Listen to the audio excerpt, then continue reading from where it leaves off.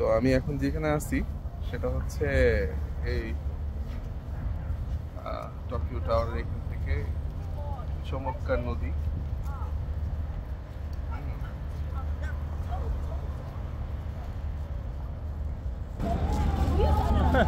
এই পাশে হচ্ছে মানে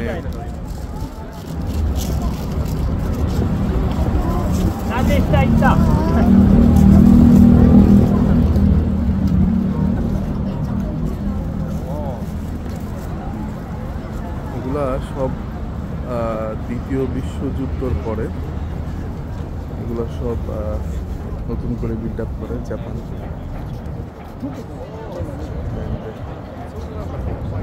সবাই দেখতেই পারতেছেন যে কি সুন্দর পুরো পরিবেশ। লাস্ট 3 days প্রচুর বৃষ্টি ছিল, আকাশে মেঘ ছাড়া কিছুই দেখা যাচ্ছিল না, হালকা পাতলা করে বৃষ্টি পড়তেছিল। বাট আজকের ওয়েদার মাশাআল্লাহ অনেক সুন্দর।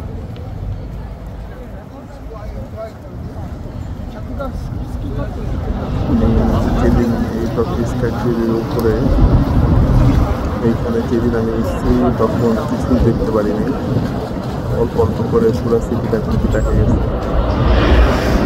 বাট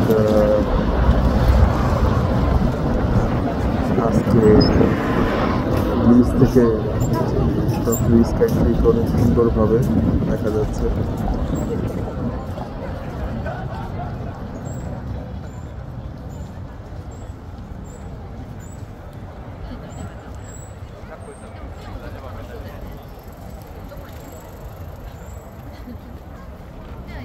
পৃথিবীতে যদি কারো সভ্যতা যদি শিখার হয়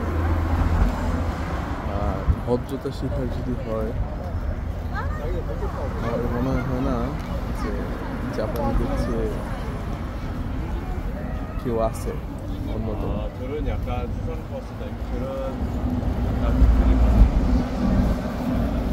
আল্লাহ ওদেরকে যথেষ্ট বুদ্ধি যেরকম দিছে, সেই ক্ষেত্রে তাদের আচার ব্যবহার সত্যি অমায়িক, খুবই আন্তরিক এবং সবাই যথেষ্ট ভদ্র, অনেক কালচারাল তারা, এবং তাদের লাইফে তারা কাজ ছাড়া তেমন কিছু ছিল না। বরাবরই আমি বলে আসছি।